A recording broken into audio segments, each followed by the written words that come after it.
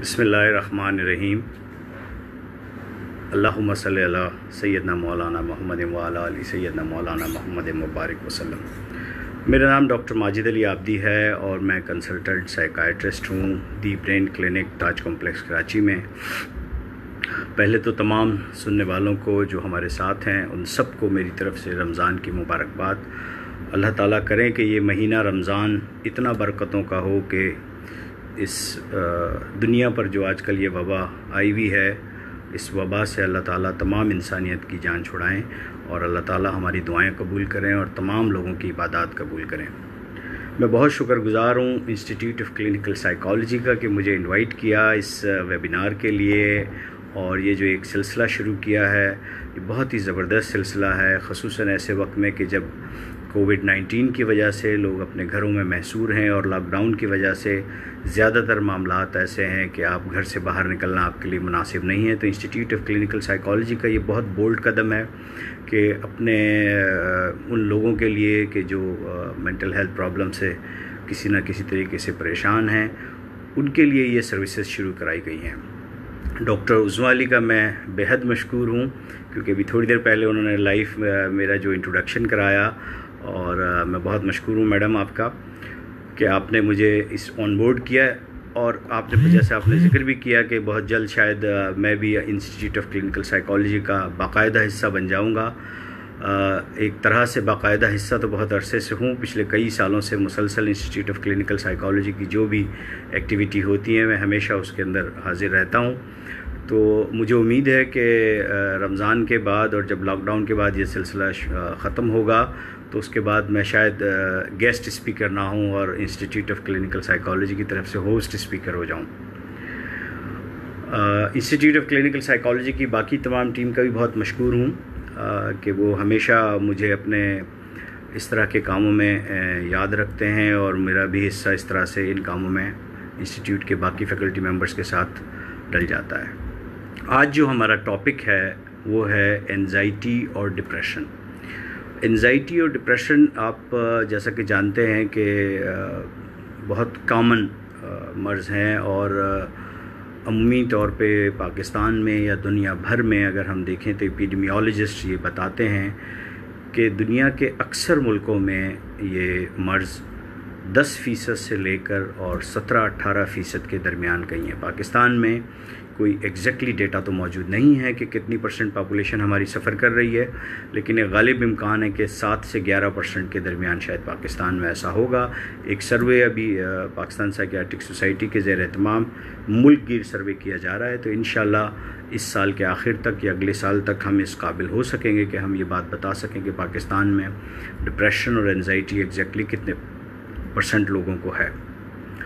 समझने की बात यह है कि ये जो सिचुएशन है कोविड-19 की, इसने हम सब में खौफ क्रिएट किया है, एक डर क्रिएट किया है क्योंकि बदकिस्मती से कोरोना का जो वायरस है वो बहुत तेज़ी से फैलता है और चूँकि ये बहुत तेज़ी से फैलता है और बहुत ज़्यादा लोगों को इन्फेक्ट करता है और इसके इन्फेक्शन का जो रेशो है वो चूँकि बहुत फास्ट है, तो लॉकडाउन पूरी दुनिया भर में इस वक्त ऑब्ज़र्व किया जा रहा है। सो ये जो खौफ का उनसर है, इस खौफ के उनसर की वजह से लोगों में मज़ीद ज़्यादा डिप्रेशन और एंजाइटी के चांसेस हो गए हैं, ख़ुसूसन उन लोगों में जो लोग पहले से एंजाइटी या डिप्रेशन में किसी न किसी तरीके से सफ़र कर रहे थे। एंजाइटी और डिप्रेशन की जब हम बात करते हैं तो इन बीमारियों के कई पहलू हैं और इससे पहले कई वेबिनार में और टॉक के अंदर इस पे चूँकि बात हो चुकी है।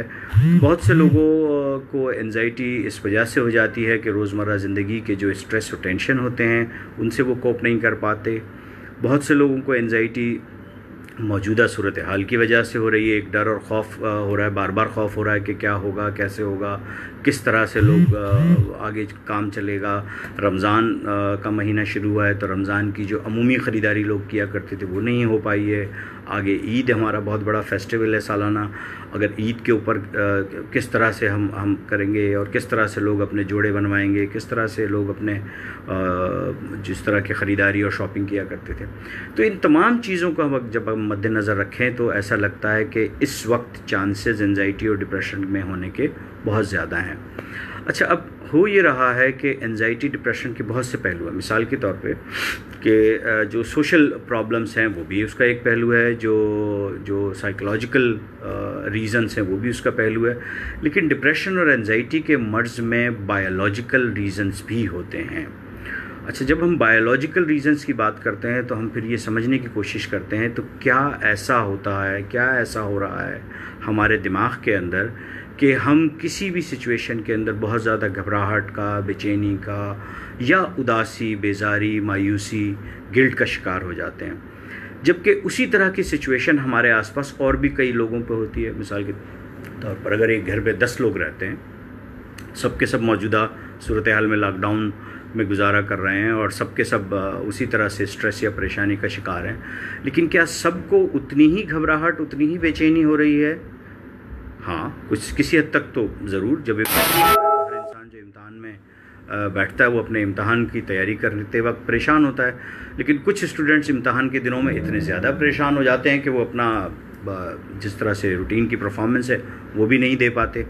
तो इसका मतलब ये है कि हमारे दिमाग के अंदर कुछ केमिकल्स ऐसे होते हैं कि जब हम स्ट्रेस का शिकार हों या परेशानी का शिकार हों और हम उस परेशानी और स्ट्रेस से अगर कोप अप ना कर पाएँ और उसका मुकाबला उस तरीक़े से ना कर पाएँ जिस तरीके से हमें कर लेना चाहिए, तो हमारे दिमाग के कुछ केमिकल्स जिनको हम न्यूरोट्रांसमीटर्स कहते हैं वो डिस्टर्ब हो जाते हैं। अब वो क्या डिस्टर्ब होते हैं, किस तरह से डिस्टर्ब होते हैं, मुख्तलिफ़ बीमारियों में मुख्तलिफ़ मामलात हैं। लेकिन डिप्रेशन और एंजाइटी क्यों हमने ये टॉपिक को एक साथ रखा कि अमूमी तौर पे जो जहनी या दिमागी केमिकल डिप्रेशन और एंजाइटी में डिस्टर्ब होते हैं वो दोनों ही बीमारियों में मोरलेस सेम है। यानी किसी हद तक डोपामीन भी उसमें इन्वॉल्व होता है, एसिटाइलकोलिन और दूसरे केमिकल होते हैं, लेकिन मेजॉरिटी तौर पे सेरोटोनिन एक हमारे दिमाग का न्यूरोट्रांसमीटर है, वो डिस्टर्ब होता है। आम मरीज़ों को में समझाने के लिए मैं अक्सर कहता हूँ कि ये जो सेरोटोनिन का केमिकल है ये हमारे दिमाग के लिए बिल्कुल ऐसे ही काम करता है जैसे हमारे बहुत सारे जिस्मानी विटामिन्स होते हैं। तो ये एक तरह का विटामिन है और चूंकि ये विटामिन के तौर पे काम करते हैं तो इसलिए इनकी कमी जब हो जाती है तो फिर हमारा सोचने का जो तरीका है वो किसी हद तक चेंज होना शुरू हो जाता है। यानी हम बार बार हमें एक ही तरह की सोचें आ सकती हैं, हम उदासी, बेजारी, मायूसी का शिकार हो सकते हैं, हमें घबराहट, बेचैनी हो सकती है, हम एकदम से पैनिकी हो जाते हैं कि पता नहीं क्या होने वाला है, उस डर और खौफ का शिकार हो जाते हैं कि ये जो मुझे घबराहट हो रही है या मेरी दिल की धड़कन बढ़ गई है तो शायद मैं कभी किसी ख़तरनाक बीमारी का शिकार हो गया हूँ और अब मैं मरने वाला हूँ या मेरी ज़िंदगी के आखिरी सांस आ रहे हैं। और उसके बाद होता यह है कि जब हम अस्पताल या डॉक्टर में के पास जाते हैं और डॉक्टर्स जब अमूमी टेस्ट करवाते हैं, चेकअप करते हैं तो कहते हैं कि नहीं, अल्लाह का शुक्र है कि आपको ऐसा कोई प्रॉब्लम नहीं है, आप शायद एंजाइटी का शिकार हैं। और यूँ फिर हमें ये बात पता चलती है कि हम एंजाइटी का शिकार हैं। डॉक्टर सलमान ने हमें ज्वाइन किया है। वालेकुम अस्सलाम डॉक्टर सलमान। डॉक्टर उज़मा ने ज्वाइन किया। वालेकुम अस्सलाम डॉक्टर उज़मा। मैं बहुत शुक्रगुज़ार हूँ, आपने अभी थोड़ी देर पहले लाइव आके जिस तरह से इंट्रोडक्शन करवाया और मैं बहुत तहे दिल से आपका मशकूर हूँ। डॉक्टर ने हमें ज्वाइन किया है। Doctor Shahid, welcome to the show. अच्छा, हम बात कर रहे थे एंजाइटी डिसऑर्डर के अंदर जो केमिकल इन्वॉल्व होते हैं। तो अब होता यह है कि हमारे जिस्म के कुछ केमिकल हैं, जब भी हम खौफ का शिकार होते हैं तो वो केमिकल एक रिस्पांस करते हैं और उस रिस्पांस की वजह से दिमाग में बहुत सारी ऐसी सोचें आना शुरू होती हैं। याद रखें कि दिमाग पूरे जिस्म को कंट्रोल कर रहा है। अब अगर दिमाग में कहीं कोई केमिकल डिस्टर्बेंस हो गई है या दिमाग में किसी भी तरह की कोई डिस्टर्बेंस हो गई है तो उसकी वजह से पूरे जिस्म के अंदर वो अलामात आ सकती हैं। मिस्टर मीर गौस साहब ने हाय कहा है। अस्सलाम वालेकुम गौस साहब, शुक्रिया आपने ज्वाइन किया। अब जो अलामात हमारे दिमाग की वजह से पूरे जिस्म में आती हैं वो हमें ज़रा समझना होगा कि ऐसा क्यों होता है। हर शख्स ने ये बात नोट की होगी कि जब भी हम टेंशन या स्ट्रेस का शिकार होते हैं तो हमारे सर में दर्द होता है, और ये सर का दर्द जब जैसे ही वो टेंशन या स्ट्रेस ख़त्म हो जाता है तो ये सर का दर्द भी ख़त्म हो जाता है। तो ऐसा इस वक्त जब हमारे सर में दर्द हो स्ट्रेस की वजह से, आप जो मर्ज़ी टेस्ट करवा लें, आप CT स्कैन करवा लें, आप दिमाग का MRI करवा लें, तो आपके वो टेस्ट नॉर्मल आते हैं। अगर आपको कोई और बीमारी नहीं है, अब यही मकसद भी नहीं है कि सर का दर्द सिर्फ एंजाइटी या डिप्रेशन की वजह से होता है। सर के दर्द की बहुत सारी वजूहत हो सकती हैं, ब्लड प्रेशर से लेकर और बहुत सारे मर्ज़ हो सकते हैं। लेकिन अगर डॉक्टर आपको ये कह रहा है कि आपको बाकी किसी भी किस्म का कोई मर्ज़ मौजूद नहीं है, बाकी आपके टेस्ट रिपोर्ट नॉर्मल आ रहे हैं, और उसके बावजूद आपको और हमें सर का दर्द होता है, तो ये अमूमी तौर पर स्ट्रेस में या टेंशन में या एंजाइटी में होता है। बहुत दफ़ा ऐसा होता है कि हम बग़ैर किसी इलाज किए हुए जैसे ही वो स्ट्रेस या टेंशन ख़त्म होता है, हमारा सर का दर्द भी ठीक हो जाता है। तो इसका मतलब है कि हमारे जिस्म में ये टेंडेंसी मौजूद है कि जब हम किसी स्ट्रेस का शिकार होंगे, हमें बहुत सारी जिस्मानी अलामात भी आ सकती हैं। इम्तहान के दिनों का याद कीजिए, हम में से अक्सर जब एग्ज़ाम दिया करते थे तो उस एग्ज़ाम्स के दौरान हमें ये बात पता चलती थी कि जब पेपर के करीब पहुंचते थे, बहुत से लोगों को नौज़िया होना शुरू हो जाता था, वोमिटिंग होना शुरू हो जाती थी, बहुत से लोगों को जो है वो डायरिया हो जाता था, कुछ लोगों को जो है वो यूरिनरी अर्जेंसी हो जाती थी, और जैसे ही पेपर शुरू हो जाता था तो ये सारी अलामात ख़ुद ब खुद बैठ जाती थी। इसका मतलब ये है कि अगर हमारे जहन में और दिमाग में एंजाइटी या डिप्रेशन हो तो वो पूरे के पूरे जिस्म में कहीं भी रेस्पॉन्स आ सकता है। जिस्म का हर उज़ू दिमाग से कंट्रोल होता है, दिमाग में टेंशन और स्ट्रेस है तो सिम्टम कहीं भी आ सकते हैं। अदनान नियाज़ी साहब सलाम कह रहे हैं, वालेकुम अस्सलाम। डॉक्टर शाकिर वालेकुम अस्सलाम। डॉक्टर पाशा ने ज्वाइन किया है, वालेकुम अस्सलाम पाशा। अच्छा, अब चूँकि ये समझना है कि अलामात पूरे जिस्म में आती हैं, तो बहुत दफ़ा ऐसा होता है कि अमूमी तौर पर इन अलामात के मरीज़ यानी एंजाइटी और डिप्रेशन के मरीज़ पहले या शुरू में हम डॉक्टर हज़रात के पास जब आते हैं तो उनको ये बात नहीं पता होती है कि उनका ये प्रॉब्लम साइकाइट्रिस्ट के पास डील होगा या साइकोलॉजिस्ट के पास डील होगा, इसकी साइकोथेरेपी होनी चाहिए। अमूमी तौर पे इनको फ़िज़िकल बीमारी के तौर पे लिया जाता है। जब डॉक्टर्स को विज़िट किया जाता है और जब अपनी कंप्लेन बताते हैं कि डॉक्टर साहब सर में दर्द होता है, साथ में मैदे में प्रॉब्लम है, हाथ पाँव में खिंचाव होता है या मुख्तलिफ अलामात, तो वहाँ पे डॉक्टर्स हज़रात जब टेस्ट करवाते हैं, रिपोर्ट करवाते हैं, उसके बाद वो बताया जाता है कि कुछ चीज़ें ऐसी हो रही हैं आपको कि जिससे ये बात पता चल रही है कि आपकी बाकी सारी चीज़ें ठीक हैं, लेकिन शायद आपके जहन के अंदर या दिमाग के अंदर कुछ डिस्टर्बेंस होना शुरू हो गई है। याद रखिए कि जब भी कोई शख्स आपको ये कहे कि एंजाइटी डिसऑर्डर या डिप्रेशन हो गया है, तो अमूमी तौर पे हम जिन बीमारियों को नफसियाती बीमारी कहते हैं, डिप्रेशन और एंजाइटी का शुमार हम साइकियाट्रिस्ट अमूमी नफसियाती बीमारी या पागलपन की बीमारियों में नहीं करते। डॉक्टर पाशा रिक्वेस्ट कर रहे हैं कि पोस्टमार्टम डिप्रेशन, पोस्टनेटल डिप्रेशन के बारे में भी बात की। ज़रूर डॉक्टर पाशा मैं करता हूँ। किरण काजी ने सलाम कहा है, वालेकुम अस्सलाम किरण। और डॉक्टर इदरीस ने हमें ज्वाइन किया है। डॉक्टर इकबाल ने नाइस इन्फॉर्मेशन कह रहे हैं, थैंक यू, बहुत बहुत शुक्रिया। अच्छा, जब अमूमी तौर पे मरीज़ आते हैं या अमूमी तौर पे जो फैमिली फिजिशियंस मरीज़ों को कहते हैं कि जनाब आपका तो पेट का निज़ाम हमने चेक कर लिया है या आपका सीने का एक्सरे ठीक है, लेकिन जो आपको सांस उखड़ रहा है या सांस में प्रॉब्लम हो रही है तो ये आपकी एंजाइटी की वजह से, तो आपको किसी साइकियाट्रिस्ट को दिखाना होगा। तो मरीज़ वहीं एकदम हो जाता है कि डॉक्टर साहब मैंने कोई ऐसी उल्टी सीधी बात तो नहीं की, क्योंकि अमूमी तौर पे हमारे यहाँ ये समझा जाता है कि साइकियाट्रिस्ट या साइकोलॉजिस्ट का इलाज अगर है तो इसका मतलब है आप पागलपन का शिकार हो गए। याद रखें, 95% मरीज़ जो हम देखते हैं अपने क्लिनिक्स में, किसी तौर पर उनको नफसियाती मरीज़ या पागलपन का शिकार मरीज़ नहीं कहा जा सकता। मैं अपने मरीज़ों को अमूमन समझाने के लिए कहता हूं कि आपके दिमाग के कुछ विटामिन की तरह के केमिकल, जिनको हम न्यूरोट्रांसमीटर कहते हैं, वो डिस्टर्ब हो गए हैं और उनकी डिस्टर्बेंस का ताल्लुक नफसियात या पागलपन से कम नहीं है। तो इसका मतलब ये हुआ कि हमें अपने मरीज़ों को, अपने क्लाइंट्स को ये बात क्लियर करनी है कि जिस मर्ज़ का आप शिकार हैं वो मर्ज़ पागलपन नहीं है। अगर आप किसी मरीज़ को ये कहें कि आप अल्हम्दुलिल्लाह का पागलपन का शिकार नहीं है, आपका जो मर्ज़ है वो कुछ दिमागी विटामिन और केमिकल की डिस्टर्बेंस की वजह से है, तो आप जाके किसी अच्छे दिमागी डॉक्टर को जो एंजाइटी और डिप्रेशन का इलाज करते हो या किसी साइकोलॉजिस्ट से रजू करें ताकि वो आपका प्रॉपर इलाज कर सकें। इस तरह का रेफरल करने के अंदर चांसेस बहुत ज़्यादा हो जाते हैं कि मरीज़ डॉक्टर तक पहुंच जाता है। लेकिन अमूमी तौर पे मरीज़ ये समझते हैं कि चूँकि वो अपनी दुनिया के बाकी सारे काम सही तरीके से सरअंजाम दे रहे होते हैं, लोगों से मिलना उठना बैठना सब कुछ, तो वो समझते हैं कि मुझ में तो कोई ऐसी बात नहीं है कि जिससे मुझे नफसियाती या पागलपन कहा जाए। इसलिए हमें अपने मरीज़ों को ये बात गाइड करनी है कि ये जो मर्ज़ है डिप्रेशन और एंजाइटी के, ये उन अमराज में नहीं आता जिनको अमूमी तौर पे पागलपन कहते हैं। दूसरी एक और बहुत अहम बात, डिप्रेशन और एंजाइटी चाहे आपको माशी हालात की वजह से हो, फैमिली हालात की वजह से हो रही हो, या आजकल जैसे कोरोना की सिचुएशन की वजह से किसी को एंजाइटी या पैनिक या फोबिया हो रहा है, किसी भी वजह से एंजाइटी डिसऑर्डर हो रहा हो, या अगर किसी की फैमिली हिस्ट्री है, तो हम बहुत दफ़ा ये कहते हैं कि ये बीमारी जेनेटिकल बीमारी भी होती है कि अगर एक फैमिली में टेंडेंसी मौजूद है डिप्रेशन की या एंजाइटी की, तो वही दूसरे और तीसरे और चौथे मरीज़ में भी हो सकती है।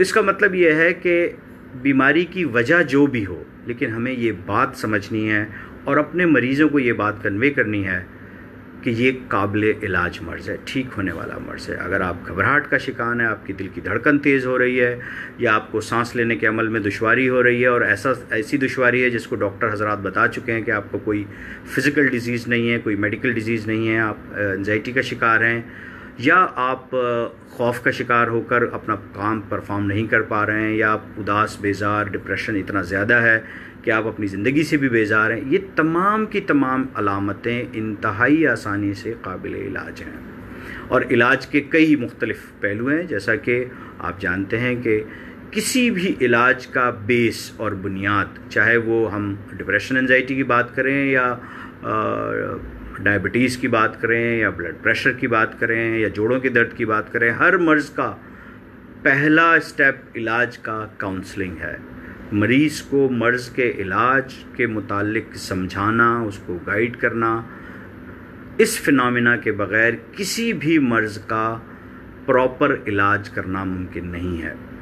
अगर आप एक अच्छे मुअल्लिज बनना चाहते हैं, एक अच्छे साइकोलॉजिस्ट बनना चाहते हैं, अच्छे साइकियाट्रिस्ट बनना चाहते हैं, अच्छे फैमिली फिजिशियन बनना चाहते हैं, तो हमें ये बात समझनी होगी कि अपने तमाम मरीज़ों को, अपने तमाम क्लाइंट को सही तरीके से गाइड करना और समझाना, ये हमारा बुनियादी काम होना चाहिए। इसका मतलब है कि जिस तरह से दूसरे इलाज मौजूद हैं डिप्रेशन और एंजाइटी के लिए, पहला इलाज तो काउंसलिंग है। बहुत दफ़ा बहुत से मरीज़ जब एक्यूटली किसी उसका शिकार हो रहे होते हैं, तो रिपीटेडली अगर आप उनको काउंसलिंग करें या रिपीटेड रीअश्योर कराएं, तो वो बहुत बेहतर महसूस करते हैं। नेहा सियानी ने लिखा है कि स्टिग्मा को हम दूर करने की बातें कर रहे हैं। इंस्टीट्यूट ऑफ क्लिनिकल साइकोलॉजी और साइकियाट्रिस्ट अल्हम्दुलिल्लाह एक अरसे से बार बार यही कोशिश कर रहे हैं कि ये स्टिग्मा हम ठीक करें। बहुत शुक्रिया नेहा आपकी लाइकिंग करने का। अनम अब्बासी ने हमें ज्वाइन किया है, फयाज साहब ने ज्वाइन किया है, अहमद गुलजार साहब ने ज्वाइन किया है, बहुत शुक्रिया आप सबका। डिप्रेशन और एंजाइटी की जो इलाज, काउंसलिंग पहला इलाज या पहला स्टेज, जैसे मैंने बताया हर इलाज मर्ज़ का है तो पहला तो काउंसलिंग ही है। बहुत दफ़ा डिप्रेशन और एंजाइटी ऐसा होता है कि आपको किसी अच्छे साइकोथेरेपेटिक सेशन की ज़रूरत होती है, और cognitive therapy, behavioural therapy, desensitization, बहुत सारी ऐसी थेरेपीज़ मौजूद हैं जो डिप्रेशन एंजाइटी में बहुत इफ़ेक्टिव हैं। मैं ज़ाहिर है उस पर बात नहीं करूँगा क्योंकि मुझसे ज़्यादा experts institute of clinical psychology के बहुत सारे लोग हैं जो इसी फोरम से आपको मुसलसल उस बारे में गाइड कर रहे हैं, और आइंदा आने वाले प्रोग्रामों में भी इंशाल्लाह उस पर गाइड किया जाएगा। तीसरा पहलू इलाज का है वो मेडिकल पहलू है, यानी डिप्रेशन और एंजाइटी के लिए दवाइयाँ कैसे इस्तेमाल की जाएं और किस तरह से दी जाएं। अब समझने की बात यह है कि जब हम डिप्रेशन की या एंजाइटी की दवाइयों की बात करते हैं, या अमूमी तौर पे हम दिमागी या नफसियाती अमराज की दवाइयों की बात करते हैं, तो पहला ख़याल ये आता है कि ये क्या इलाज जब मैं करवाऊँगा तो डॉक्टर साहब मुझे ऐसी दवाइयाँ देंगे जिससे तो मैं सोता रहूँगा, नींद आती रहेगी। क्योंकि अमूमी ख़याल ये है कि डिप्रेशन और एंजाइटी की दवाइयों का मतलब ही नींद की दवाइयाँ हैं। तो यहाँ एक बात आपको मैं क्लियर करूँ दुनिया भर में एंजाइटी और डिप्रेशन की आजकल जो मॉडर्न दवाइयाँ मौजूद हैं उनमें से अक्सर दवाइयाँ नींद आवर या ख्वाब आवर दवाइयाँ नहीं हैं, उनसे नींद भी नहीं आती है। अल्हम्दुलिल्लाह ज़्यादातर दवाइयाँ डिप्रेशन एंजाइटी की अब जो मॉडर्न साइकाइट्री में इस्तेमाल होती हैं वो डिपेंडेंस नहीं करती, आदत नहीं करती, वो नशा आवर दवाइयाँ नहीं हैं, बल्कि अमूमी तौर पे उन दवाइयों को सुबह में दिया जाता है, मॉर्निंग में दिया जाता है नाश्ते के बाद, या अगर आजकल रमज़ान है तो फिर ये दवाइयाँ अब सहरी में ली जाती हैं। यानी इससे ये बात साबित हो रही है कि ज़्यादातर दवाइयाँ जो इस मर्ज़ की प्रॉपरली इस्तेमाल करवाई जाती हैं एंजाइटी डिप्रेशन के लिए वो नशा आवर नहीं होती। हाँ, कुछ दवाइयाँ अमूमी तौर पे यहाँ पर अमूमी तौर पे जो हम फैमिली फिजिशियंस के पास जाते हैं तो वो कुछ दवाइयाँ ऐसी लिखते हैं जो एंजाइटी की किसी हद तक हम कह तो सकते हैं, लेकिन बुनियादी तौर पे वो नींद के लिए होती हैं। और होता यह है कि डॉक्टर साहब मेरे सर में दर्द हो रहा है, मुझे नींद नहीं आ रही है, मुझे घबराहट और बेचैनी हो रही है, तो वो जो फैमिली फिजिशियंस होते हैं वो एक दवा लिख देते हैं नींद की, और वो जो भी क्लाइंट होता है उसको उससे थोड़ी सी नींद बेहतर हो जाती है। चूँकि नींद बेहतर हो जाती है तो उन्हें ये लगता है कि मेरे बहुत सारे मामलात अच्छे हो गए, और यूँ जो एंजाइटी का मर्ज़ है वो वहीं का वहीं रहता है। तो मेरा मतलब आप लोगों को समझाने का यह है कि अगर आपके डॉक्टर ने आपको ऐसी दवा दे रखी है जो सिर्फ नींद की दवा है तो ये मर्ज़ का इलाज नहीं है। नींद की दवाइयाँ आपकी नींद को 6 घंटे 7 घंटे 8 घंटे लाने के लिए तो ठीक हैं, लेकिन मर्ज़ का इलाज नहीं है। और हमें ये चाहिए कि नींद की दवाइयाँ अगर आपको डॉक्टर ने लिखी हैं तो आप अपने डॉक्टर के पास जाइए, उनसे कहिए कि डॉक्टर साहब आपने नींद की दवा तो लिखी है, लेकिन जिस वजह से मुझे नींद नहीं आ रहा है या नींद नहीं आ रही है, बराए मेहरबानी मुझे उस मर्ज़ का इलाज कीजिए। याद रखें, नींद ना आना बहुत सारे मर्ज़ों में हो सकता है, बहुत सारे अमराज की अलामत है। लाजमी नहीं है कि ये एंजाइटी और डिप्रेशन ही हो, और नींद को ठीक कर लेने से एंजाइटी डिप्रेशन मुकम्मल तौर पे कभी भी ठीक नहीं होता, बल्कि ज़्यादातर जो नींद की नशा आवर ख्वाब आवर दवाइयाँ हैं उनसे एंजाइटी डिप्रेशन अल्टीमेटली बढ़ जाता है। राबिया ने हमें ज्वाइन किया है, आसिफ ने हमें ज्वाइन किया है, अली रज़ा मंगी साहब ने ज्वाइन किया है। अली रज़ा साहब कह रहे हैं नींद का मसला है। अली रज़ा इत्तफाक से इस वक्त हम नींद पे ही बात कर रहे हैं। अच्छा, अब जब हम बात करते हैं नींद के मुतालिक, कावल सना ने हमें ज्वाइन किया, आयशा ने, सो हमें अपने डॉक्टर से ये कहना चाहिए कि डॉक्टर साहब मेरी नींद का ऐसा इलाज कीजिए कि मेरा वो मर्ज़ ख़त्म हो जाए जिसकी वजह से मेरी नींद डिस्टर्ब हो रही है या ख़राब हो रही है। नींद ना आना बहुत सारे मर्ज़ का बायस हो सकता है। वो शिज़ोफ्रेनिया भी हो सकता है, वो बाइपोलर का मर्ज़ भी हो सकता है, उसमें पर्सनालिटी इश्यूज़ भी हो सकते हैं, बुखार नज़ला ज़ुकाम में भी नींद डिस्टर्ब हो जाती है। सो जब किसी को बुखार नज़ला ज़ुकाम से नींद डिस्टर्ब होती है तो क्या हम नींद की गोली दे के नींद लाते हैं या बुखार नज़ले ज़ुकाम का इलाज करते हैं, नींद खुद ब खुद आना ठीक होना शुरू हो जाती है? एग्जैक्टली यही फार्मूला यहाँ होना चाहिए। सो जब भी आप अपने डॉक्टर के पास जाएं और अगर डॉक्टर ने आपको कोई ऐसी दवा लिखी हुई जो नींद की दवा है या ख्वाब आवर दवा है, उनसे कहें डॉक्टर साहब बहुत शुक्रिया, ज़रूर मैं नींद की दवा भी ज़रूर लूँगा, लेकिन मुझे उस मर्ज़ का इलाज कीजिए जिसकी वजह से मेरी नींद डिस्टर्ब हो रही है या मुझे नींद नहीं आ रही है। अच्छा, अब अमूमी तौर पे जब हम नींद की दवाइयों की बात करते हैं तो चूँकि किसी दवा के ब्रांड का नाम लेना मुझे मुनासिब नहीं लगता है, तो अमूमी तौर पे लोग, एक ग्रुप है दवाइयों का बेंजोडाइज़ेपिन, जो अमूमी तौर पे हमारे फैमिली फिजिशियंस लिखते हैं कि रात में एक गोली खा लें, इससे आपकी नींद भी ठीक हो जाएगी, एंजाइटी और घबराहट भी ठीक हो जाएगी। ऐसा ज़रूर होता है कि उससे नींद बेहतर हो जाती है, लेकिन ये इलाज नहीं है। ये एंजाइटी का या डिप्रेशन का इलाज नहीं है, बल्कि नींद की अक्सर दवाइयाँ तो ऐसी हैं कि जो डिप्रेशन को बढ़ा देती हैं। सो अब डिप्रेशन की जब हम मर्ज़ की इलाज की बात करें और एंजाइटी के मर्ज़ की इलाज की बात करें, तो चूँकि जो मैंने शुरू में बताया था कि दोनों मर्ज़ दिमाग के एक ऐसे केमिकल पे डिपेंडेंट हैं जिसका नाम, जो न्यूरोट्रांसमीटर है और जिसका नाम सेरोटोनिन है ज़्यादातर।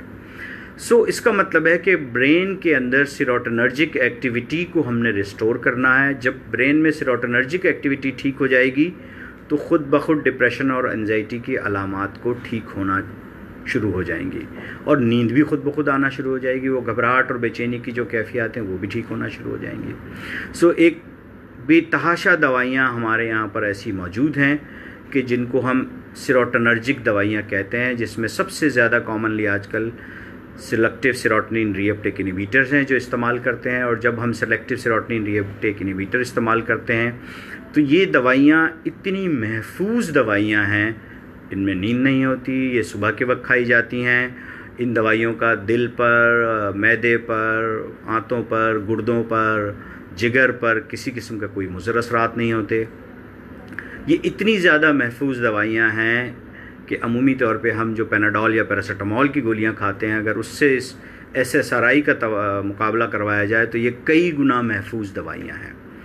और चूँकि मैंने पहले ज़िक्र किया कि सेरोटोनिन हमारे दिमाग में विटामिन की तरह एक्ट करता है, एक्चुअली विटामिन नहीं है लेकिन उसकी तरह एक्ट करता है, तो इन दवाइयों का जो इफ़ेक्ट आता है या फ़ायदा आता है उसमें थोड़ा सा वक्त लगता है, यानी करीबन 10, 12, 15 दिन लगते हैं।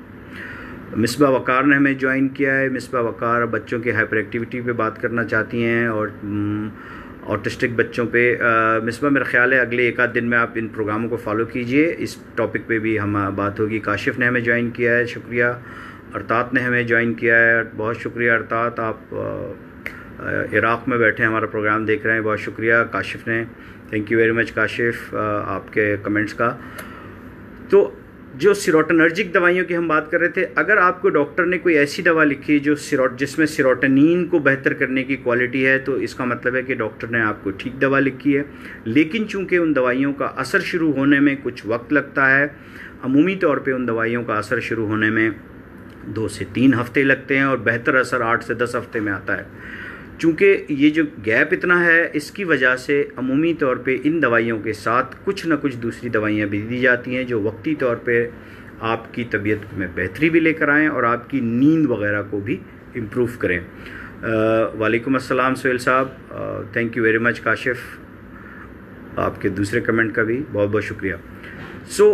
अब जब हम बात करते हैं कि सेरोटोनर्जिक दवाइयाँ, तो इसका मतलब ये हुआ कि, और ये सेरोटोनर्जिक दवाइयों का एक और बड़ा बेनिफिट ये है कि ये दिन में 1 दफ़ा खाई जाती हैं। यानी जो दवाइयाँ दिन में 2 दफ़ा, 3 दफ़ा, 5 दफ़ा खानी हो, तो उन दवाइयों को खाते हुए मरीज़ों को और लवाहिकीन को याद रखना ज़रा मुश्किल होता है। चूँकि ये दिन में 1 दफ़ा खाई जाती हैं और अमूमी तौर पे एक ही टैबलेट की डोज से ज़्यादातर मरीज़ों को तबीयत ठीक हो जाती है, तो और भी आसान हो जाता है। एक और बड़ा फ़ायदा इन दवाइयों का, जो सेरोटोनर्जिक मेडिसिन है, वो ये कि इनकी कीमत, दवा की कीमत यानी पर डे ट्रीटमेंट चाय के 1 कप की कीमत के बराबर है। अमूमी तौर पे हमारे यहाँ 25-30 रुपए का चाय का 1 कप मिलता है, और इनमें से ज़्यादातर दवाइयाँ, चाहे वो पैरोक्सिटीन हो या फ्लॉक्सिटीन हो या सिटालोप्रैम हो या एसिटालोप्रैम हो, उनकी जो नेशनल ब्रांड्स हैं वो सब के सब नेशनल ब्रांड्स इस कीमत में अवेलेबल हैं, जो 10-12 रुपये से लेकर 20-25 रुपये, 30 रुपये तक है। यानी पाकिस्तान में मैं ये समझता हूँ कि जहाँ पे इलाज करवाना एक आसान काम नहीं है, मुश्किल काम है, लेकिन पाकिस्तान जैसे मुल्क में अगर दवाइयाँ इतनी कम कीमत में अवेलेबल हों जो चाय के 1 कप की कीमत के बराबर हो, तो फिर हर आदमी उस दवा को ले सकता है, क्योंकि अल्हम्दुलिल्लाह इस मुल्क के अंदर मुश्किल ही से कोई ऐसा आदमी होगा जो चाय के 1 कप को अफोर्ड ना कर सके। मेरी अपने जो क्लाइंट्स हैं मेरी उनसे ये गुजारिश होगी कि अगर आपको किसी डॉक्टर ने दवा नींद की लिखी है तो उनसे कहिए कि डॉक्टर साहब नींद की गोली तो मैं ज़रूर लूँगा, लेकिन नींद की गोली के साथ जो मेरी बीमारी है उसका भी इलाज कीजिए। कवल सना ने सवाल पूछ रही हैं, any way to get rid of nightmares.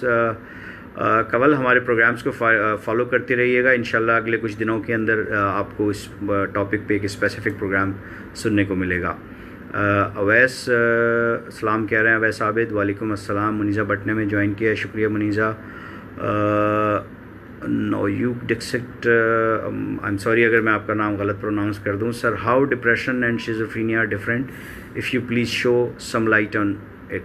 Schizophrenia और डिप्रेशन तो खैर बहुत ही 2 डिफरेंट मर्ज़ हैं, क्योंकि डिप्रेशन एक ऐसा मर्ज़ है जिसमें मरीज़ को ख़ुद पता होता है कि मैं बीमार हूँ, उसे पता होता है कि मेरी अमूमी फीलिंग उदासी, बेजारी, मायूसी की तरफ है। ज़्यादातर शिज़ोफ्रेनिक मरीज़ों को ये बात नहीं पता होती कि वो बीमार हैं, वो अपने आप को बीमार मानने पे तैयार नहीं होते हैं।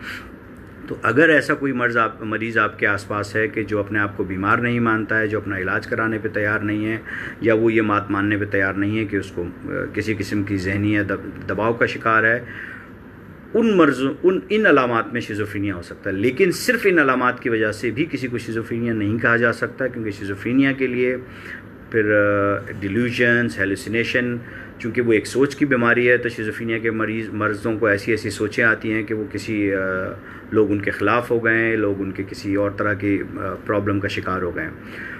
मैंने शॉर्ट करके आपको बताया डिक्सिट, बिकॉज कि हमारा टॉपिक डिप्रेशन है तो हम उससे ना हटें। बिनते मोहम्मद हमारे साथ हैं, वो पूछ रही हैं सर कोड एप्लीकैप और ओलेंको टैबलेट कैसी हैं, मुझे डॉक्टर ने लिखी हैं 2 साल से। ये दवाइयाँ बिल्कुल वही दवाइयाँ हैं जिनका मैं ज़िक्र कर रहा था, ये जो जिस दवा का आपने ज़िक्र किया है, लेकिन ये कॉम्बिनेशन है 2 दवा का। उसमें एक तो SSRI है यानी सीरोटोनर्जिक मेडिसिन है, दूसरी दवा दूसरे ग्रुप से है जिस ग्रुप में जिस टैबलेट में थोड़ी सेडेशन है। तो ये एक ऐसी कॉम्बिनेशन बनाई गई है कि वो मरीज़ जिनको डिप्रेशन का मर्ज़ भी हो और साथ में नींद का इशू हो, तो ये एक ही 2 केमिकल मिला के इस्तेमाल कर लें। और अल्हम्दुलिल्लाह ये जो दवा जिसका आपने ज़िक्र किया है, ये दवा किसी सूरत से ऐसी दवा नहीं है कि ये दवा को हम डिपेंडेंस कर सके आपको, या किसी तरह से ये आपको आदत बना सके। तो ये महफूज दवा है, आप ज़रूर इस्तेमाल कीजिए, लेकिन अपने वक्त पे डॉक्टर को ज़रूर दिखाइए।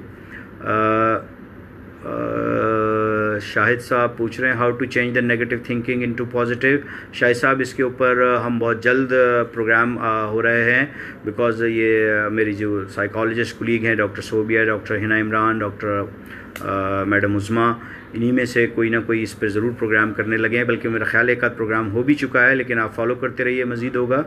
कोमल सोमरो ने हमें ज्वाइन किया है और डिक्सिट ने थैंक यू किया, शुक्रिया, thank you sir. Please depression in pregnancy में ज़रूर बात करें, इस पर ज़रूर अभी बात करते हैं।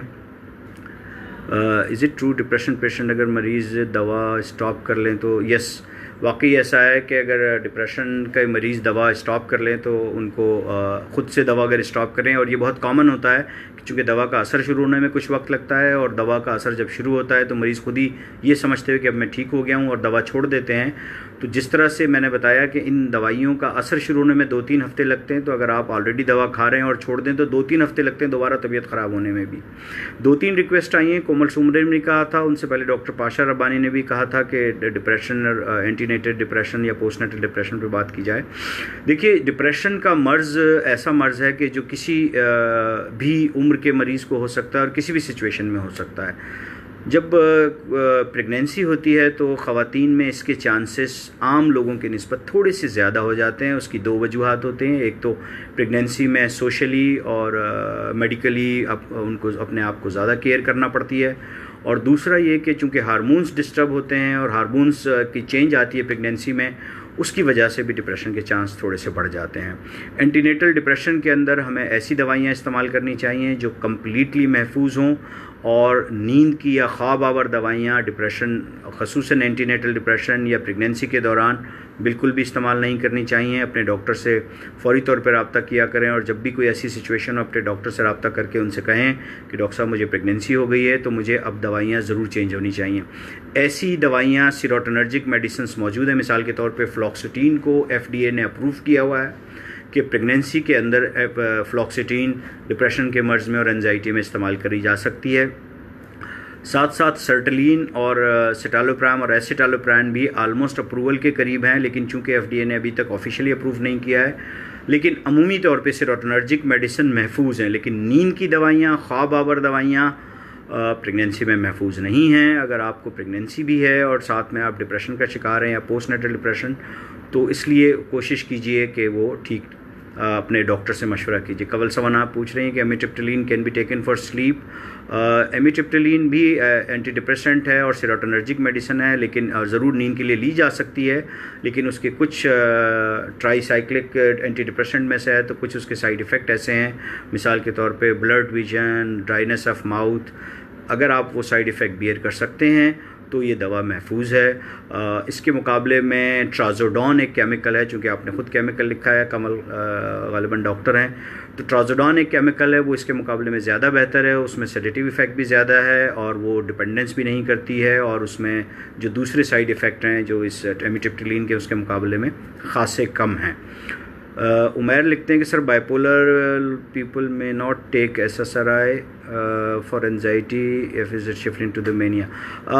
यस, बाइपोलर के मरीज़ों को अगर एनजाइटी हो तो SSRI दी जा सकती है, लेकिन कॉशियस के साथ उनको और उनके लवाहिकीन को ये बात समझानी पड़ती है कि ये दवाई इनके लिए इस हद तक तो महफूज है, लेकिन अगर कहीं उनको शिफ्ट हो जाएं अलामात और मेनिया में, अगर वो बहुत ज़्यादा एक्टिव हों, ज़्यादा बातें करना शुरू कर दें, बहुत ज़्यादा बोलना शुरू कर दें, तो फिर SSRIs को रोकना पड़ता है और फौरी तौर पे उसको स्टॉप करके मेनिया की ट्रीटमेंट या मेनिया से मुतालिक ट्रीटमेंट करनी पड़ती है।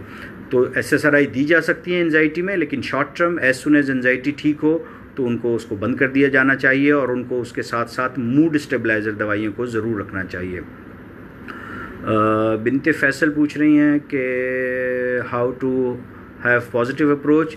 बिनते फैसल, हम जल्द ही इसके ऊपर पहले भी प्रोग्राम हुए हैं और मेरी जो साइकोलॉजिस्ट कुलीग हैं ICP की फ़ैकल्टी मेंबर्स, इंशाल्लाह जल्द ही वो इस पर आपको इस पर प्रोग्राम होगा, तो आप ज़रूर ये प्रोग्राम देखते रहिए इस सिलसिले को। मलिक शाहिद ने हमें ज्वाइन किया है। कुछ सवाल इससे पहले हमारे पास आए थे। ताराचंद साहब ने लिखा था कि डॉक्टर साहब सलाम, मेरा नाम ताराचंद है और वो अपनी बेगम के मुतालिक बात करना चाहते हैं जो 50 साल हैं और उन्हें एंजाइटी है 18 दिन से, और उन्होंने अपना मेडिकल चेकअप करवाया था तो डॉक्टर साहब ने एक दवा लिखी है, दिन में 2 दफ़ा, और 2 दवाइयाँ लिखी हैं। ताराचंद साहब, जो दवाइयाँ आपने बताई हैं वो दोनों दवाइयाँ इस मर्ज़ में इस्तेमाल की जाती हैं। चूँकि ये प्रॉब्लम सिर्फ 18 दिन से है, तो जो 10 मिलीग्राम वाली टैबलेट आपने लिखी है वो एसिटालोप्राम है, जो सेरोटोनर्जिक मेडिसिन है, जो महफूज दवा है, वो दवा आप ज़रूर शुरू कराइए। और साथ में जो दूसरी दवा आपने लिखी है जो सुबह शाम की, ये वो दवा है जो फौरी तौर पे उनको एंजाइटी से रिलीफ़ करेगी, लेकिन लॉन्ग टर्म में इस दवा को आहिस्ता आहिस्ता करके आपने कम करना है। जैसे जैसे उनकी एंजाइटी ठीक हो तो उनको ये जो दूसरी गोली है एल्प की, इसको ग्रेजुअली ऑफ़ करके और टेपर ऑफ करके बंद करना होगा। बाकी जो ब्लड प्रेशर की दवा लिखी है वो बिल्कुल ठीक है, आप ज़रूर वो यूज़ कराइए। मुझे उम्मीद है कि जल्द आपकी बेगम को अल्लाह ताला सेहत देंगे। मोहम्मद अख्तर साहब का एक सवाल था, कुछ यहाँ लाइव कमेंट भी आ रहे हैं। Stay positive. मरियम पूछ रही हैं, I am taking this tablet but adverse effect are many. आप सही कह रही हैं, ये जो दवा पैक्सिल है ये पेरोक्सिटीन है और पेरोक्सिटीन में कुछ ऐसे एडवर्स इफ़ेक्ट होते हैं। अगर आपको इससे एडवर्स इफ़ेक्ट हो रहे हैं तो इसी ग्रुप की, ये बहुत कॉमन देखा गया है कि एक ग्रुप की एक दवा से अगर एडवर्स इफ़ेक्ट हो रहे हों तो इसी ग्रुप की बाकी दवाइयों से भी एडवर्स इफ़ेक्ट हो सकते हैं। लेकिन कई दफ़ा ऐसा देखा गया है कि केमिकल चेंज करने से, मिसाल के तौर पे ये पेरोक्सिटीन है, मैं रिक्वेस्ट करूँगा कि आप एसिटालोप्राम या फ्लॉक्सिटीन को ट्राई कीजिए जो टाइम टेस्टेड पुराने केमिकल हैं, तो इंशाल्लाह उनसे शायद आपको नहीं हो, लेकिन पहले अपने डॉक्टर से ज़रूर डिस्कस कीजिए। अवैस कहते हैं, great information, thank you. Muniza Bhatt कह रही हैं, sir I request please guide और request people not to do self medication of these drugs because disorder. Muniza, आपने बिल्कुल ठीक बात की है। हमारे यहाँ पे ये बहुत कॉमन है और मैं बहुत शुक्रगुजार हूँ आपने इस तरफ मेरी तवज्जो करवाई कि अमूमी तौर पे होता ये है कि नींद की गोली जब बात करते हैं कुछ लोग तो वो नींद की गोली खिलाना शुरू कर देते हैं, और अब नींद का गोली का मसला ऐसा हो गया है कि अगर आपके अपने पड़ोस से भी जिक्र करें तो वो आपको 3 नींद की गोलियां ऑफ़र कर देंगे कि ये लाल वाली खा लो, नीले वाली खा लो, वो फलां निशान वाली नींद की गोली है वो खा लीजिए।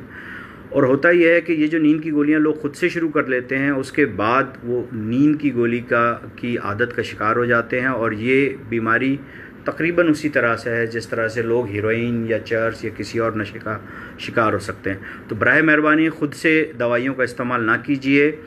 अगर आपको किसी भी किस्म का प्रॉब्लम है, किसी मुस्तनद डॉक्टर से, साइकोलॉजिस्ट से या साइकाइट्रिस्ट से रब्ता कीजिए। कंवल सना ने थैंक यू किया है, thank you Kanwal Sana. Trazodone is available, yes बिल्कुल इसी नाम से है।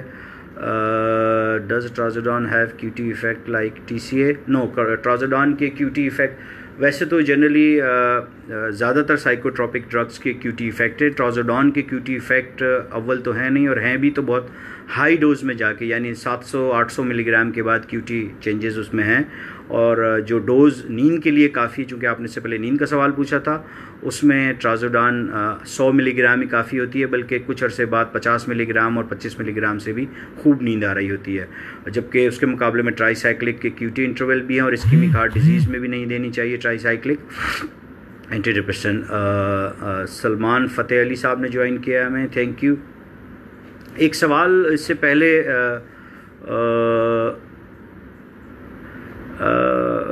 अली रज़ा मंगी साहब, आपने सवाल पूछा दवाई सारी ज़िंदगी खानी होती, मैं इसका जवाब देता हूँ। मोहम्मद अख्तर साहब का सवाल था, सर मैं रेगुलर कोरोना वायरस की इन्फो लेता रहा हूँ सोर्स से और न्यूज़ से, कोरोना सुनते हुए अचानक घबराहट होती है। देखिए, सबसे पहले तो आप रिकमेंडेशन ये है कि इस कोरोना के प्रॉब्लम के दौरान बार बार ख़बरें बिल्कुल ना देखिए। दिन में एक दफ़ा अगर आप ख़बरें देख लें, और जब आप ख़बरें देखें उसका दौरानिया भी कम रखें, अहम मालूमात हासिल करें और अथेंटिक ज़राए से करें। ये जो सोशल मीडिया पे अमूमन जो ख़बरें आती हैं उनमें से बहुत सी ख़बरें गैर अथेंटिक होती हैं, गैर मनकूल होती हैं, और उन ख़बरों की वजह से आप बिला वजह एक ऐसी चीज़ का शिकार हो जाते हैं जो मिस इन्फॉर्मेशन या डिस इन्फॉर्मेशन होती है। तो कोशिश ये कीजिए कि दिन भर बिल्कुल भी ख़बर ना देखिए। मोहम्मद अख्तर साहब, दिन में एक दफ़ा सिर्फ आप अपडेट ले लीजिए और किसी मुस्तनद जगह से वो अपडेट लीजिए, और उसके अलावा ज़्यादातर वक्त आप ये जो फ़ारिग वक्त है ये बहुत अच्छा वक्त है कि हम अपने दोस्तों अहबाब के साथ राब्ते में रहें, हम अल्लाह ताला से अपना राब्ता लगाएं, नमाज़ पढ़ें, कुरान शरीफ को तर्जुमे से पढ़ें, सीखें। इसके बाद अगर आपको टाइम मिलता है फैमिली के साथ कुछ टाइम आप स्पेंड कीजिए। रमज़ान का महीना है, उसके बाद भी अगर आपके पास टाइम है तो इंटरटेनिंग प्रोग्राम देखिए। वो प्रोग्राम देखिए जो आपको रिलैक्स करते हैं, जो तंज़ो मिज़ाह के प्रोग्राम हों, या कोई ऐसी चीज़ देखिए जो आपको अमूमी तौर पे टेंशन से दूर ले जाती है। बार बार अगर आप इसी तरह की कोरोना की अपडेट लेंगे तो फिर आपके लिए घबराहट, बेचैनी के चांस ज़्यादा हो जाएंगे। तो मेरी आपसे रिक्वेस्ट है कि बिल्कुल ऐसा ना कीजिए, क्योंकि आपकी अपडेट लेने से सिवाय अपने आप को परेशान करने की कुछ हासिल नहीं हो रहा है। और मुझे ऐसा लगता है कि शायद अगर आप पैनिक डिसऑर्डर का शिकार हो गए हैं अख्तर साहब, तो किसी डॉक्टर को ज़रूर कंसल्ट कीजिए अपने करीब करीब। अच्छा, एक सवाल था कि क्या सारी ज़िंदगी खानी होती है? बिल्कुल भी नहीं। डिप्रेशन और एंजाइटी की दवाइयाँ डिपेंड करता है इस बात पे कि डिप्रेशन किस तरह का मर्ज़ है। एक वो डिप्रेशन का मर्ज़ है जो अमूमी तौर पे स्ट्रेस और टेंशन से आपको होता है। अगर स्ट्रेस और टेंशन से अगर ऐसा होता है तो फिर आपको ये दवाइयाँ कुछ अरसे बाद ख़त्म हो जाती हैं। लेकिन अगर ये मर्ज़ ऐसा है कि जो आपकी फैमिली में है, जेनेटिक्स के अंदर है, तो फिर दवाइयाँ कुछ लंबे अरसे ज़रूर खानी पड़ती हैं। लेकिन ये कहना कि सारी ज़िंदगी दवाएं खानी पड़ेंगी, ये गैर मुनासिब बात है। अमूमी तौर पे ये ज़रूर है कि एक दफ़ा ये दवाइयाँ जब शुरू होती हैं और तबीयत आपकी बिल्कुल ठीक हो जाए, उसके बाद भी कम से कम 6 महीने ये दवाइयाँ ज़रूर कंटिन्यू करनी चाहिए। लेकिन किस डोज़ में और किस तरह से, इसका फ़ैसला आपने नहीं करना है, इसका फ़ैसला आपके डॉक्टर ने करना है। जब आपको डॉक्टर अपने रूटीन चेकअप पे बुलाएं, उस टाइम पे डॉक्टर साहब को ज़रूर दिखाएं। सैयद जान करार पूछते हैं कि सर मैं आपका पेशेंट हूँ, सर अब मैं बेहतर हूँ। सैयद जान साहब कि अल्लाह ताला ने आपको सेहत दी है, अल्लाह ताला आपको मज़ीद सेहतमंद रखें। सलमान पूछ रहे हैं कि सर मैं पैराक्सिल खा रहा हूँ, क्या ये ठीक टैबलेट है? जी बिल्कुल ठीक टैबलेट है। और जो इसकी डोज़ है 12.5 मिलीग्राम आप ले रहे हैं, ये डोज़ मुझे लगता है कि थोड़ी कम डोज़ है। अगर मुख्तलिफ मर्ज़ की जो शिद्दत होती है उसमें डोज़ कम ज़्यादा ज़रूर की जाती है। अमूमी तौर पे इस दवा की कम से कम डोज़ 25 मिलीग्राम होती है। लेकिन अगर मरीज़ की तबीयत बहुत बेहतर हो जाती है तो फिर मेंटेनेंस डोज़ कम कर दी जाती है, तो 12.5 भी दी जाती है। या कभी कभार दवा को स्टार्ट करते वक्त हम 12.5 मिलीग्राम देते हैं। तो अगर ऐसा है कि आपका इलाज अभी शुरू हुआ है या तबीयत बहुत बेहतर होने के बाद डॉक्टर साहब ने डोज़ कम की है, तो फिर ये डोज़ भी ठीक है। उज़्मा मुनव्वर पूछ रही हैं कि a person who has no interest in anything, does that means they have depression? Uzma, बिल्कुल ऐसा हो सकता है, लेकिन ये बात हमें समझनी होगी कि डिप्रेशन को डायग्नोस करने के लिए कुछ अलामात होना बहुत ज़रूरी है। मिसाल के तौर पे रूटीन लाइफ में जो इंटरेस्ट है उसका ख़त्म हो जाना, लेकिन इस इंटरेस्ट का ख़त्म हो जाने को मुसलसल 2 हफ्ते होने चाहिए, और इस तरह से वो 2 हफ्ते होने चाहिए कि कुछ और जो सपोर्टिव सिम्टम है वो भी मौजूद हों, और ये जो डिप्रेशन की अलामात की वजह से आपकी रोज़मर्रा की ज़िंदगी में डिस्टर्बेंस ज़रूर आए। अगर आपको चीज़ों में इंटरेस्ट नहीं है लेकिन आप अपने रोज़मर्रा ज़िंदगी के तमाम काम ठीक तरीके से सर अंजाम दे रहे हैं, तो फिर शायद आपको किसी इलाज की ज़रूरत नहीं है। शायद रीएश्योरेंस या काउंसलिंग सेशन ही से आपके मामला ठीक हो जाएंगे। और इसी तरह की एक कैफियत, एक सवाल पहले भी गुजरा था, मैं नाम भूल गया, डिस्थाइमिया के मुतालिक किसी ने पूछा था। तो क्रॉनिकली लो मूड होता है तो हम उसको डिस्थाइमिया कहते हैं। उसमें भी इंटरेस्ट लेवल कम हो जाता है, लेकिन समहाउ वो अपनी ज़िंदगी के काम को कर पाते हैं। डॉक्टर साहब, कन्वर्जन डिसऑर्डर एक बिल्कुल ही अलग बीमारी है, मेरा ख्याल है उस पर अलग से कोई केस करेंगे। मेरे वालिद साहब 30 साल से एल्प की गोली खा रहे हैं, 65 साल से he is getting paranoia and mentally weak due to old age, is it normal age 65? देखिए, 65 साल की उम्र के बाद डिमेंशिया का मर्ज होने के चांस ज़रूर होते हैं, लेकिन ये कोई लाजमी बात नहीं है कि आपके वालिद साहब को डिमेंशिया हो गया हो। इनके कुछ टेस्ट होंगे तो पता चलेगा। लेकिन ये जो गोली एल्प की 30 साल से खा रहे हैं, ये खासी गैर मुनासिब बात है। यही वो दवा है जो नशावर दवाइयों में शुमार होती है, और इस दवा को लंबे अरसे बिल्कुल भी इस्तेमाल नहीं करना चाहिए। इसलिए मेरी आपसे रिक्वेस्ट होगी कि अपने डॉक्टर से डिस्कस कीजिए कि डॉक्टर साहब, मेरे वालिद साहब को नींद नहीं आती है और एजिटेशन का मसला है, ताकि उनसे आप दवाइयों को चेंज करवाएं। अदनान नियाज़ी साहब पूछ रहे हैं कि पेंटॉक्सिल एम टैबलेट के बारे में कुछ बता दीजिए। नियाज़ी साहब, ये वो दवा है जो दुनिया भर में कहीं यूज़ नहीं होती, अब बदकिस्मती से पाकिस्तान में यूज़ होती है, और अब इस दवा को नहीं लिखते। ज़्यादातर ये दवा फैमिली फिजिशियंस लिखते हैं। ये दवा कॉम्बिनेशन है दो ऐसी दवाइयों का कि जो दोनों की दोनों दवाइयाँ मुकम्मल तौर पे ना बेहतर एंटी डिप्रेसेंट हैं, ना बेहतर एंजाइटिक हैं। इसलिए अमूमी साइकियाट्रिस्ट हजरात अमूमी तौर पे इस दवा का इस्तेमाल नहीं करते। मेरी ये दवा अगर आप इस्तेमाल कर रहे हैं या आपकी फ़ैमिली में कोई इस्तेमाल कर रहा है, इसका मतलब है कि शायद इस मर्ज़ का क्लियर नहीं है। जो भी डॉक्टर इलाज कर रहे हैं कि वो किस मर्ज़ का इलाज कर रहे हैं, डॉक्टर साहब से कहिए प्रॉपर डायग्नोसिस बना के प्रॉपर मर्ज़ का इलाज करवाएं। हसन निसार ने ज्वाइन किया है, शुक्रिया हसन निसार। मोहम्मद अफजल पूछते हैं, मुझे मैदे की तकलीफ़ है, डॉक्टर ने मुझे फेक्सार 75 लेक्सॉट मिल्की मक्यूसिल और नेक्सम की दवा दी है। मोहम्मद अफजल, आप ने जो बात की है, ये हम थोड़ी देर पहले ये बात डिस्कस कर रहे थे कि अक्सर ऐसा होता है कि प्रॉब्लम दिमाग में होता है, यानी डिप्रेशन या एंजाइटी का होता है, और दिमाग के किसी विटामिन की डिस्टर्बेंस होती है, लेकिन जो सिम्टम और अलामात हैं वो मैदे पे या आंतों पर या जिस्म के दूसरे हिस्सों पर आती हैं। तो गालिबन आपको जिस डॉक्टर साहब ने ये दवाइयाँ दी हैं, ये दवाइयाँ खासी ठीक दवाइयाँ हैं। ख़ुसूसन जिस दवा का 75 मिलीग्राम की जो दवा है, ये ऐसी ही दवाइयों में शुमार होती है जो सीरोटोनर्जिक दवा है। लेकिन मेरी आपसे रिक्वेस्ट होगी कि ये जो नींद की दवाइयाँ हैं, इनका इस्तेमाल कोशिश कीजिएगा कि जल्द से जल्द ख़त्म हो जाए। जैसे ही आपकी नींद बेहतर होने लगे, उसके बाद ये नींद की गोलियां आपको बंद हो जानी चाहिए। ख़ुसूसन ये जो दवा लेक्सोटनिल है, ये ऐसी दवा है जो ख्वाब आवर या नशा आवर दवाइयों में शुमार होता है। तो कोशिश करके इस दवा को जल्द से जल्द जान छुड़ाइए, क्योंकि आप ऑलरेडी 8 साल से ये दवाइयाँ खा रहे हैं। एस शाहिद साहब ने थैंक यू किया है, session not less than psychotherapy. शुक्रिया शाहिद आपके कमेंट का। और हमने जो बात पहले हम कर रहे थे दवाइयों का इस्तेमाल, देखिए, जब भी आप कभी किसी भी मर्ज़ के लिए दवा इस्तेमाल करते हैं तो आपकी कोशिश ये होनी चाहिए कि दवा डॉक्टर की हिदायत के हिसाब से इस्तेमाल करें।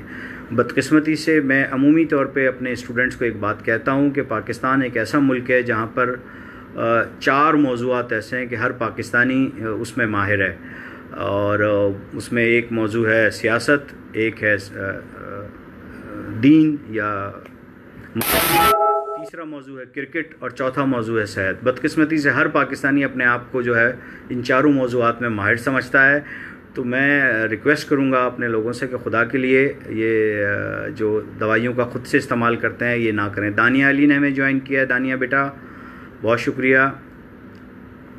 सैयद हसन पूछते हैं, how about OCD tablet life long चलती हैं सर? क्लोज़ापिन साल्ट के बारे में बता दीजिए। क्लोज़ापिन ऐसा साल्ट है जो ट्रीटमेंट रेजिस्टेंट शिज़ोफ्रेनिया के लिए इस्तेमाल होता है। ये अमूमी तौर पे फर्स्ट लाइन थेरेपी नहीं है। ऐसे मर्ज़ में जहाँ बाकी कोई दवा इस्तेमाल नहीं करते हैं शिज़ोफ्रेनिया में, वहाँ क्लोज़ापिन इस्तेमाल करते हैं। OCD का जो बारे में पूछा है, ऑब्सेसिव कंपल्सिव डिसऑर्डर एक ऐसी बीमारी है जिसमें एंजाइटी बार बार मरीज़ को होती है, और एक ही तरह की बात दिमाग में बार बार आने की वजह से मरीज़ जो है वो अपनी फ़िज़िकल एक्टिविटी भी दोहराता है। चूँकि ये मर्ज़ अमूमी तौर पे मुरसी होता है, बहुत स्ट्रॉन्ग जेनेटिकल लिंक्ड है और फैमिलीज़ में चलता है, तो इसका इलाज ज़रा लंबा चलता है। पैरोमैक्स किस लिए होती है? मेरे हस्बैंड 12 साल से ले रहे हैं। मैंने जिस तरह की दवाइयों का पहले जिक्र किया आलिया कि सीरोटोनर्जिक दवा, तो ये दवा भी सीरोटोनर्जिक दवा है, महफूज दवा है, और अगर 12 साल से आपके हस्बैंड ले रहे हैं और तबीयत उनकी ठीक है तो ये दवा इतने अरसे कंटिन्यू की जा सकती है। लेकिन अगर आपने अपने डॉक्टर को नहीं दिखाया है तो मेरी आपसे रिक्वेस्ट है कि पहली फुर्सत में डॉक्टर साहब के पास विज़िट कीजिए, क्योंकि अगर उनकी तबीयत ठीक है तो फिर दवाई की डोज को कम होना चाहिए। आबान खान पूछ रहे हैं how can I control thoughts, बहुत ज़्यादा डिप्रेशन होता है। आबान, थॉट कंट्रोल के ऊपर जल्दी एक प्रोग्राम होने वाला है, आप इस सिलसिले को जारी रखिए इस प्रोग्राम को देखने का। मेरी जो आईसीपी की फैकल्टी मेंबर्स कोलीग्स हैं साइकोलॉजिस्ट, इंशाल्लाह थॉट कंट्रोल और नेगेटिव टू पॉजिटिव थॉट के ऊपर जल्दी वो प्रोग्राम आप देखिएगा। उमर इकबाल पूछ रहे हैं कि triptanol and for myalgia and it cause severe constipation which I still. Umar साहब, माइल्जिया के लिए ये दवा यूज़ होती है ट्रिप्टेनॉल, बिल्कुल एमिट्रिप्टिलीन, और इस दवा को इस्तेमाल करना मुनासिब है। लेकिन अगर आपको कॉन्स्टिपेशन बहुत ज़्यादा हो रहा है तो मेरी रिक्वेस्ट होगी कि अपने डॉक्टर से कहिए कि ये इसका साइड इफ़ेक्ट है ट्रिप्टेनॉल का। तो 2 तरीके हैं, या तो ये कि आप जो इस्पगोल होता है उसको 2 चम्मच इस्पगोल आधा गिलास पानी में 1 घंटे के लिए डाल दीजिए, जब वो फूल जाए उसको रोज़ाना इस्तेमाल कीजिए, तो यूँ आपका कॉन्स्टिपेशन का जो मसला है वो ठीक हो जाएगा। लेकिन अगर इसके बावजूद कॉन्स्टिपेशन का मसला ठीक ना हो तो फिर ज़रूर अपने डॉक्टर से रजू कीजिएगा। माने अली ने ज्वाइन किया है, अस्सलाम वालेकुम। वालेकुम अस्सलाम माने बेटा, थैंक यू। अदनान न्याजी ने कहा है कि जब मैं ये दवा लेता हूँ एंजाइटी एक पर एडवाइस की थी, now my doctor is not in Pakistan since kindly advice. Adnan, आप अपने इलाके में जो बड़े अस्पताल हैं, अल्हम्दुलिल्लाह आजकल पाकिस्तान में तकरीबन हर बड़े अस्पताल में कोई ना कोई साइकियाट्रिस्ट ज़रूर मौजूद हैं, तो उनसे रब्ता कीजिए साइकियाट्रिस्ट से। और अगर आप या फिर इंस्टीट्यूट ऑफ क्लिनिकल साइकोलॉजी से रब्ता कीजिएगा तो ये आपको गाइड कर देंगे आपके इलाके में कौन साइकियाट्रिस्ट हैं। लेकिन इस दवा को मुसलसल इतने लंबे अरसे खाना गैर मुनासिब है, आपको इसको स्विच करना है, इसलिए किसी साइकियाट्रिस्ट से ज़रूर तफसीली मुलाकात कीजिए ताकि आपका प्रॉपर इलाज हो। बॉडी एक कुड भी रिज़ल्ट, बिल्कुल बॉडी एक एंजाइटी के रिज़ल्ट हो सकते हैं, बिल्कुल हो सकता है। और 2 बड़ी वजूहात हैं बॉडी एक की हमारे यहाँ पे जिस्म के दर्द की। पहली बड़ी वजह तो विटामिन D3 की डेफिशिएंसी है जो बहुत कॉमन है पाकिस्तान में। हालांकि हम उन खुशकिस्मत मुल्कों में से हैं जहाँ पे धूप बहुत वाफर मिकदार में होती है और साल में 365 दिनों में से 300 दिन से भी ज़्यादा अमूमन पाकिस्तान में धूप मौजूद होती है। लेकिन इसके बावजूद हम धूप से चूँकि बचते हैं या उसका इस तरह से इस्तेमाल नहीं करते, इसलिए विटामिन D की कमी का हम खासा शिकार हैं।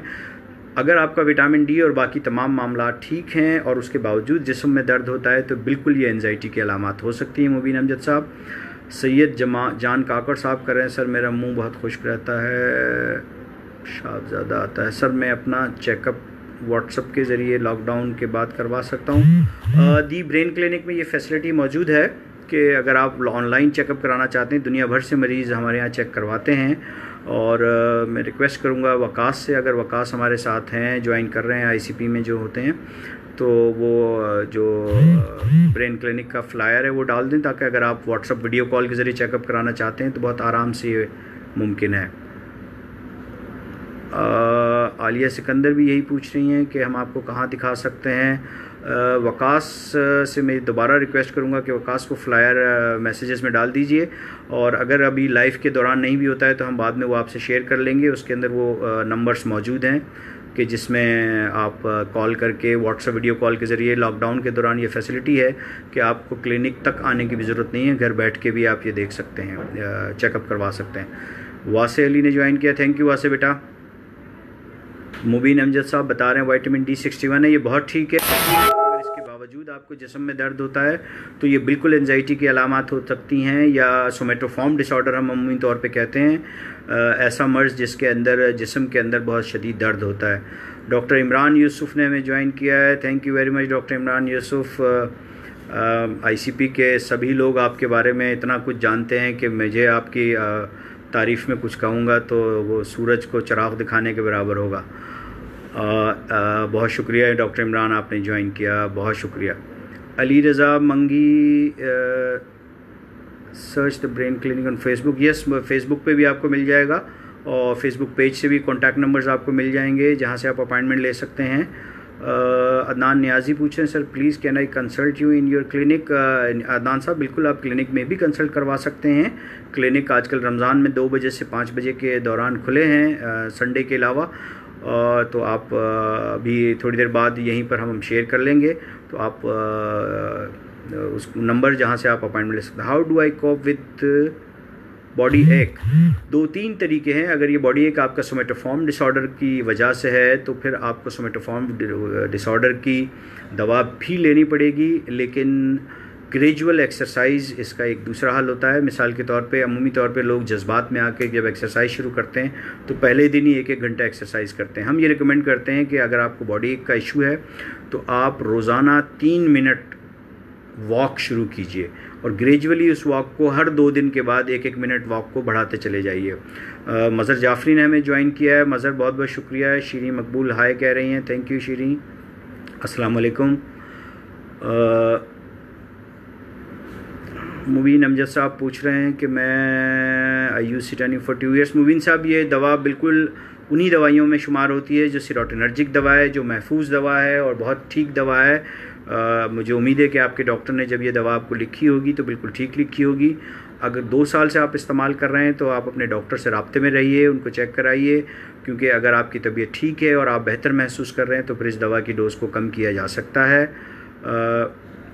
दी ब्रेन क्लिनिक के मुतालिक इन्फॉर्मेशन अभी आपको फ्लायर के ज़रिए यहाँ मौजूद है और मज़ीद इन्फॉर्मेशन मिल जाएगी। अदनान साहब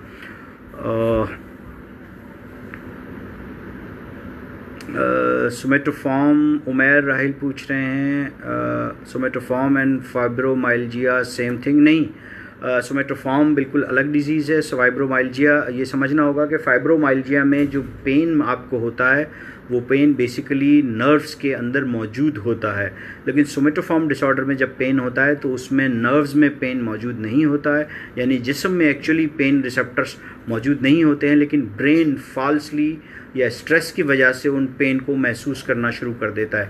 तो फाइब्रोमाइल्जिया बिल्कुल अलग बीमारी है, सोमेटोफॉर्म डिसऑर्डर अलग बीमारी है। और डॉक्टर अलीन केसवानी ने हमें ज्वाइन किया है, थैंक यू डॉक्टर अनिल।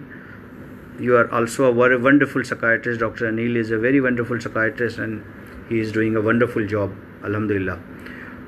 मुबीन साहब ने थैंक यू कहा है, शुक्रिया मुबीन आपका ज्वाइन करने का।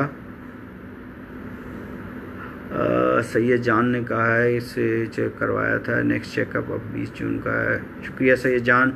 मिशाल Zubair, how to withdraw amitriptyline 25 milligram, tell me some of its withdrawal effect. देखिए 25 मिलीग्राम अगर आप मिशाल इस्तेमाल कर रही हैं तो आपको ग्रेजुअली इसको बंद करना होगा, यानी टैबलेट को पहले हाफ़ करना होगा, फिर क्वार्टर करना होगा और फिर उसके बाद उसको बंद करना होगा। लेकिन जिस वजह से आप ये दवा इस्तेमाल करती हैं वो क्या वजह है, वो जो अलामात हैं उस अलामात का भी इलाज करना होगा। अमूमी तौर पे होता यह है कि एमिट्रिप्टिलिन के डायरेक्ट विड्रॉल इफ़ेक्ट तो नहीं है, लेकिन जिस मर्ज़ की वजह से एमिट्रिप्टिलिन आप इस्तेमाल कर रही हैं, मिसाल के तौर पे अगर आप एंजाइटी डिसऑर्डर का शिकार हैं और आप एमिट्रिप्टिलिन इस्तेमाल कर रही हैं तो एंजाइटी डिसऑर्डर के अंदर जब आप एमिट्रिप्टिलिन कम करेंगी तो आपको दोबारा एंजाइटी के सिम्टम्स होंगे। तो उसको कई दफ़ा लोग ये समझते हैं कि इस दवा के विड्रॉल सिम्टम है, तो ये बेसिकली दवा के विड्रॉल सिम्टम्स नहीं होते। होता ये है कि वो मर्ज़ अपने सिम्टम में वापस आ जाता है, यानी वो मर्ज़ वापस आ जाता है। सो हमें ये बात समझना होगी। तो पहले आपको ये भी आइडेंटिफाई कराना है कि क्या प्रॉब्लम है जिसकी वजह से एमिट्रिप्टिलिन आप खा रही थी, उसकी भी दवा और इलाज या थेरेपी या साइकोथेरेपी या काउंसलिंग वो भी हो और फिर इसको ग्रेजुअली टेपर ऑफ किया जाए। वरना ये होगा कि चूंकि उस मर्ज़ की अलामात दोबारा आ जाएंगी तो आपको लगेगा शायद विड्रॉल होंगे। न्यूयॉर्क डिक्सिट, आई एम सॉरी मैं आपका अगर नाम गलत प्रोनाउंस कर रहा हूँ, आप शुक्रिया अदा कर रहे हैं, बहुत बहुत शुक्रिया। आप इंडिया से आप हैं और आपने बहुत शुक्रिया अदा किया, thank you very much. Doctor Imran बहुत बहुत शुक्रिया आपके इस कमेंट का, और मैं हमेशा आपकी बात जो है वो बहुत ही मोटिवेटिंग होती है। कामरान खान ने हमें ज्वाइन किया है, कामरान ने हमें बिल्कुल उस वक्त ज्वाइन किया है कि जब हमारे प्रोग्राम का वक्त अब ख़त्म होने वाला है। बहरहाल thank you Kamran for joining us. कुछ बात, एक सवाल हमारे पास यहाँ था कि डिप्रेशन के मर्ज़ में इलाज करवाने के बाद दवाइयों का इस्तेमाल बंद करने के बाद क्या दोबारा ये मर्ज़ आ सकता है? जी देखिए, जो सवाल आपने पूछा ये बिल्कुल ठीक सवाल है। वो होता यह है कि कोई भी मर्ज़, मिसाल के तौर पे अगर मुझे मलेरिया हो जाए और मच्छर के काटने से मलेरिया हुआ, मैंने उस मर्ज़ का इलाज कराया, एंटी मलेरिया दवाई खाई और अल्हम्दुलिल्लाह मैं ठीक हो गया, क्या ये अब गारंटी है कि मुझे ज़िंदगी भर दोबारा मलेरिया नहीं हो सकता? हो सकता है। इसका मतलब यह है कि किसी भी मर्ज़ की कोई गारंटी तो नहीं हो सकती। और डिप्रेशन के मर्ज़ की जो वजूहात जब हम जानते हैं तो उसमें मल्टी फैक्टोरियल है, यानी जेनेटिक्स या न्यूरोट्रांसमीटर तो इन्वॉल्व है ही हैं, उसके साथ जो हमारी पर्सनालिटी है, हमारे साइकोलॉजिकल तरीके स्ट्रेस को डील करने के, और फिर रोज़मर्रा ज़िंदगी के स्ट्रेस। तो इसका मतलब ये है कि चूँकि हमारी ज़िंदगी में स्ट्रेस भी हैं, हमारी पर्सनालिटी भी वैसी की वैसी है, हमारे स्ट्रेसेस को कोप करने के तरीके भी वही हैं जो हम एक अरसे से कर रहे हैं, तो इसका मतलब है चांसेस तो मौजूद हैं।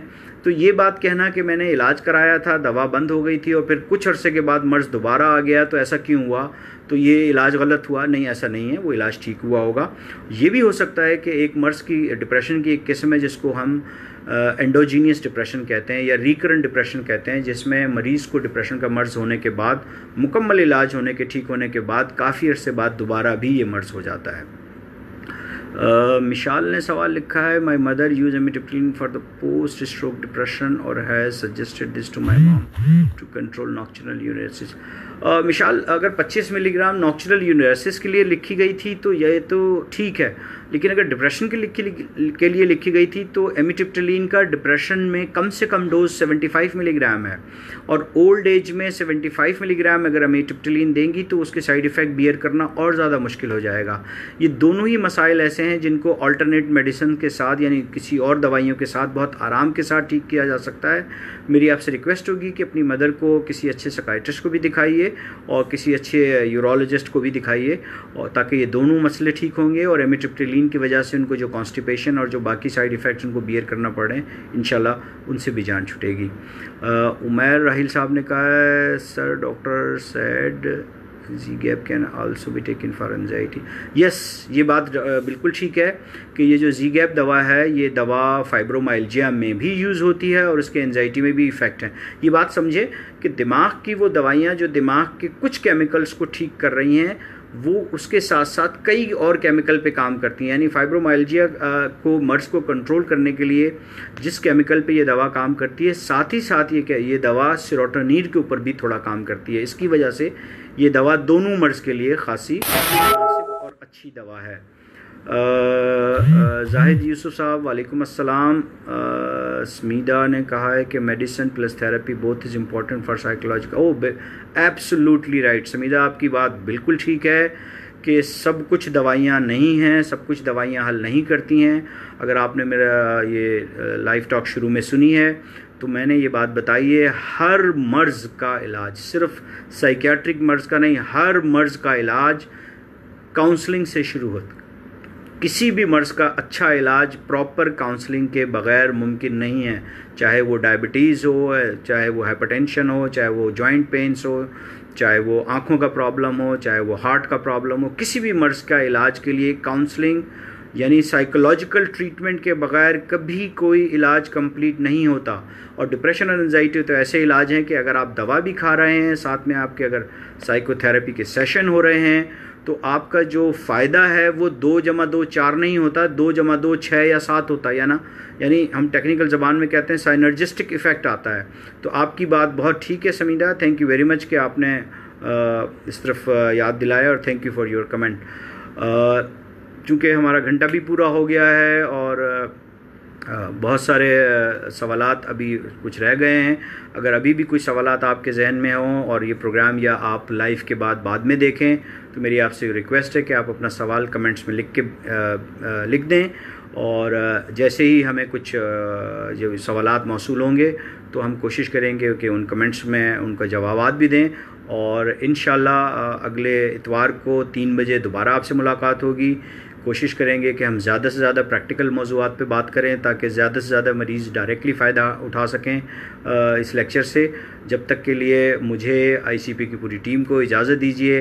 अल्लाह हाफ़िज़, रमज़ान मुबारक, और आप सब अपना ख्याल रखिए, घर में रहिए और कोरोना से बचते रहिए। डरना नहीं है, बचना है और अपनी सेहत का ख्याल रखना है। जान है तो जहान है। अस्सलाम वालेकुम।